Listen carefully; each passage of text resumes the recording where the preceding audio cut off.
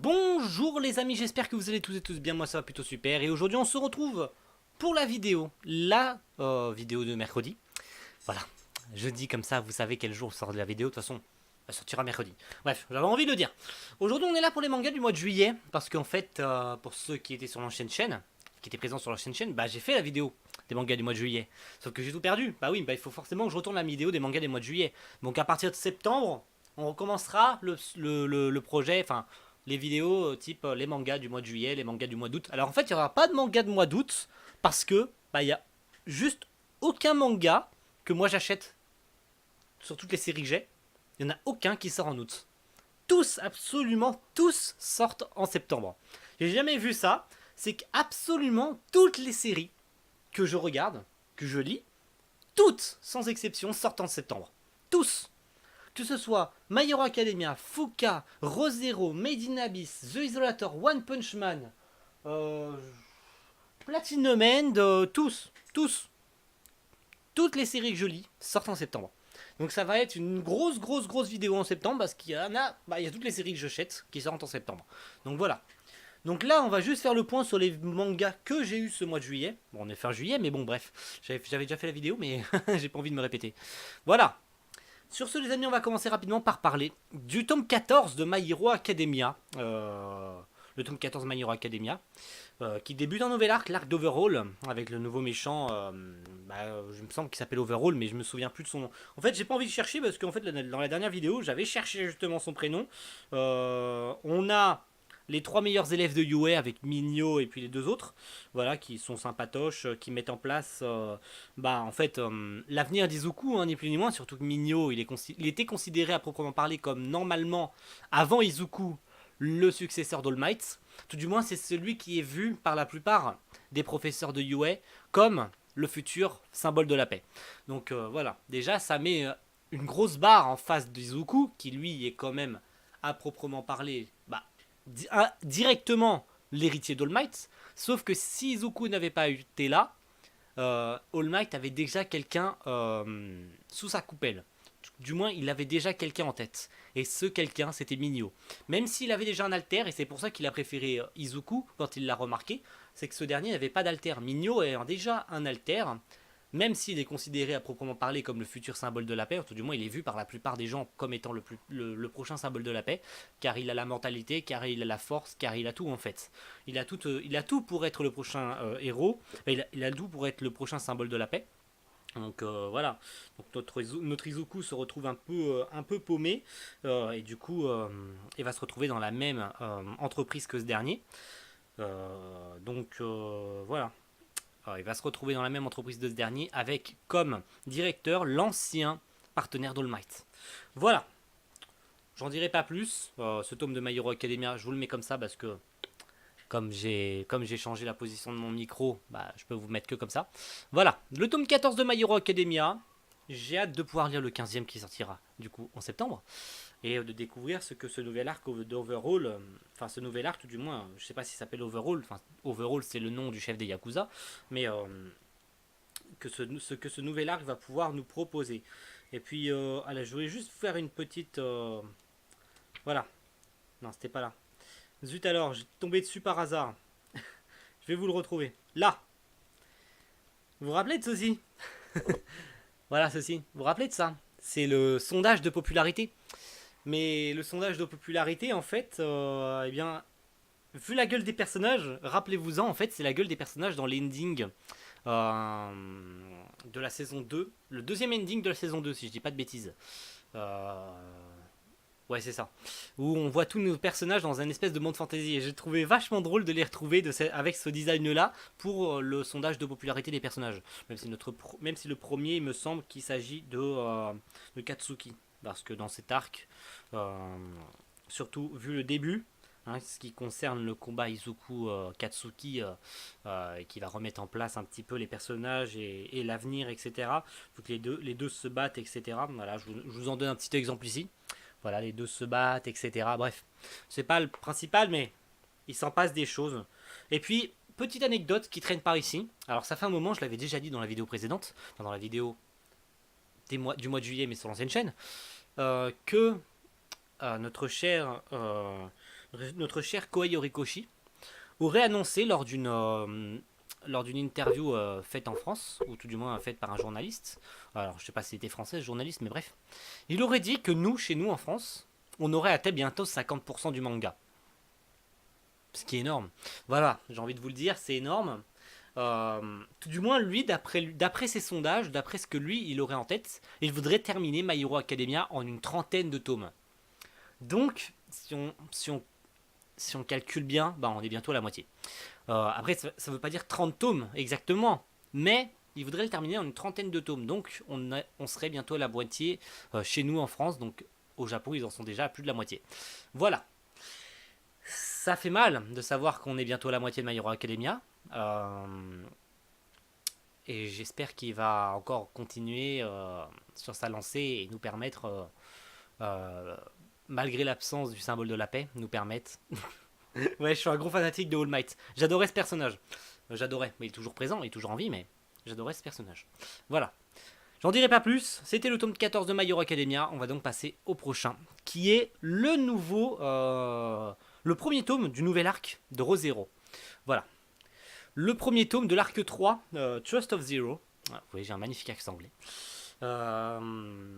Qui va donc parler, si je dis pas de bêtises, de la sélection.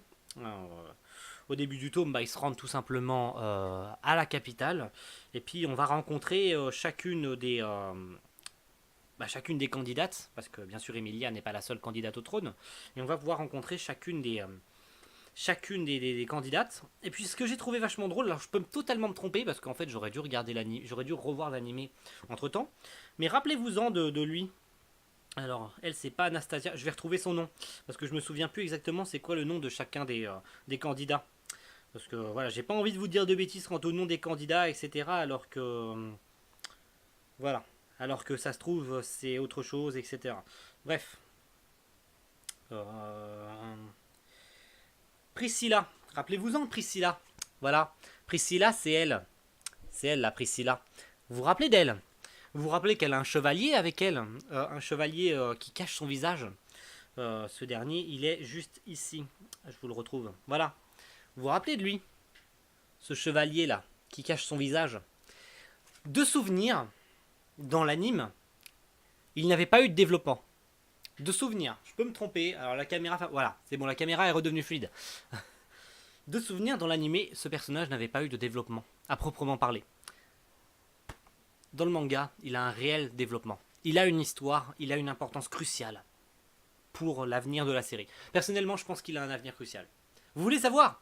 Vous voulez vraiment savoir? Vous avez qu'à lire. Voilà. Je suis un gros sadique. Il suffit tout simplement que vous achetiez le manga pour savoir ce que je dis. Ça se trouve, je me trompe totalement. Et de souvenir, ça se trouve, c'est présent dans l'animé, mais je me rappelle plus. Il me semble que ce personnage dans l'animé n'avait pas eu de développement, mais je peux totalement me tromper. Tout comme la première rencontre entre ce dernier et Subaru. Enfin, entre cette dernière et Subaru, entre Priscilla et Subaru. Et juste une autre petite anecdote, c'est avec Anastasia. Anastasia, vous vous rappelez d'Anastasia?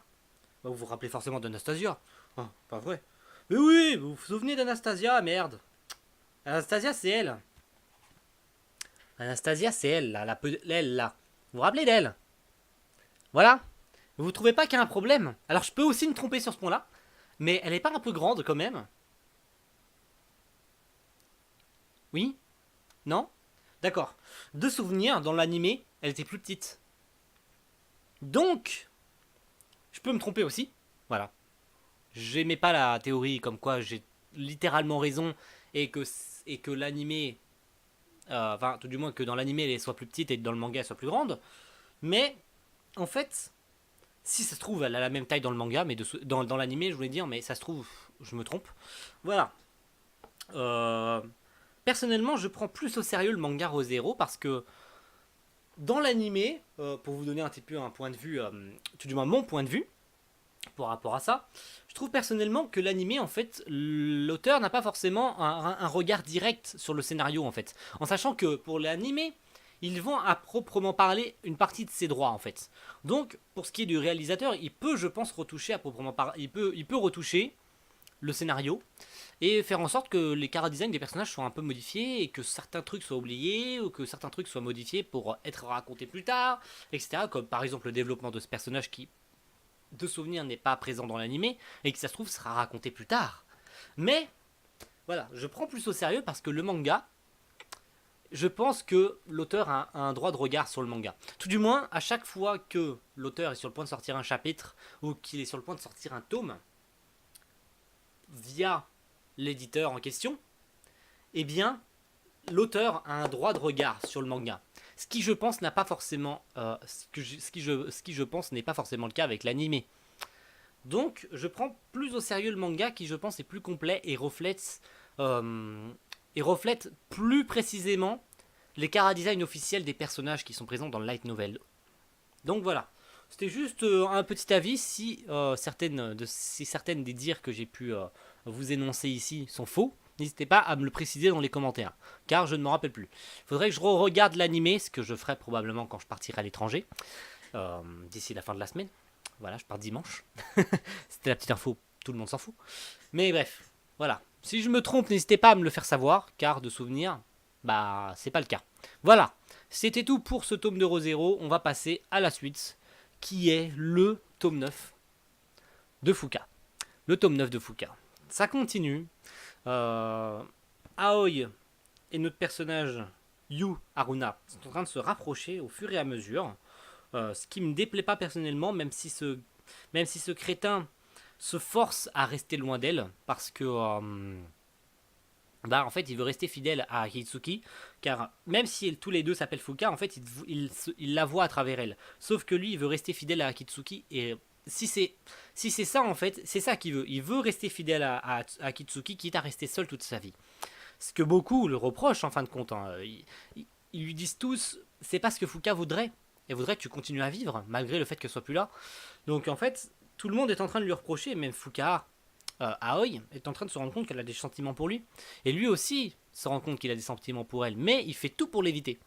Tout comme l'appeler Aoi et pas Fuka. Parce qu'il se sent gêné, parce qu'il ne veut pas. Donc il se voile la face en volontairement restant loin d'elle. C'est ce que je trouve littéralement débile. Mais bon, bref. Je vais pas vous spoil par rapport à ça. De toute façon, pour ceux qui ne s'intéressent pas forcément le manga et qui ont vu éventuellement que l'animé, vous voyez pas de quoi je parle. Parce qu'en fait, et j'en ferai une vidéo très bientôt à la rentrée, le manga Fuka et l'animé sont totalement différents. Dans le sens où il y a un truc en particulier qui est reflété dans le manga et qui a été retravaillé dans l'animé d'une autre manière. Car il y a le « et imagine que je sois encore en vie ». Voilà. C'est tout ce que j'ai envie d'énoncer maintenant, tout de suite. Voilà. Et donc, on va passer au dernier. Au dernier. La caméra n'est plus fluide, à l'aide. La caméra n'est plus fluide. C'est la caméra de mon ordi, ça fait de la merde. Excusez-moi, on va finir comme ça. Je peux pas faire autrement. Bref, le dernier tome, bah, c'est celui de Made in Abyss. Le deuxième tome de Made in Abyss, voilà. Le deuxième tome de Made in Abyss, bah, y a rien à dire dessus, en fait. Qu'est-ce que vous voulez que je dise sur le manga de Made in Abyss, en fait? Franchement, entre nous, est-ce qu'il y a vraiment quelque chose à dire sur Made in Abyss? Les destins... Les destins. Sorry-san, réveille-toi. Les dessins sont toujours aussi magnifiques. C'est formidable, c'est juste formidable. Ils continuent leur ascension. Dans ce tome-là, ils rencontrent Aozen. Ce que je trouve vraiment formidable aussi. Je vous la montrer, Aozen, parce que c'est un personnage que je trouve vraiment intéressant. Et on voit aussi la mère de Riko. Voilà, Aozen, qui est juste ici. Alors, je sais pas si vous voulez. Voilà, Aozen, vous la voyez sur votre droite. Les dessins sont vraiment formidables. J'adore les dessins. Et je vais vous montrer la mère, qui s'appelle donc Lisa, qui apparaît à la fin de ce tome. Voilà, voilà. Trouvons la page. Le moment gênant. Je vais y arriver, je vous jure. Voilà. Tsukushi est un génie. Franchement, les dessins, c'est lui qui les fait. Le scénario, c'est lui qui l'écrit. Il a le dessin et le scénario. Qu'est-ce que tu veux de plus? Je ne sais pas. Voilà, je ne sais pas ce que tu veux de plus, mon coco. Tout est parfait. J'attends avec impatience le tome 3 qui je pense sortira en septembre. J'ai même pas regardé, mais je crois qu'il sort en septembre lui aussi. En fait, voilà, tout sort en septembre quoi. Bref. Sur ce les amis, merci à tous d'avoir regardé cette petite vidéo. Je vous remonte rapidement ce que j'ai acheté en ce mois de juillet. On fait un petit tour. Voilà. Alors le tome de Rosero, tu te caches un peu. Ça c'est le tome de Fuka qui se cache un peu. Voilà. Voici les 4 mangas que j'ai achetés en ce mois de juillet. On va donc se retrouver en septembre pour la vidéo des mangas du mois de septembre. Voilà. Je vous dis tous bonnes vacances et à la rentrée. C'était Soroi-san et à la prochaine tout le monde. Ciao, bye.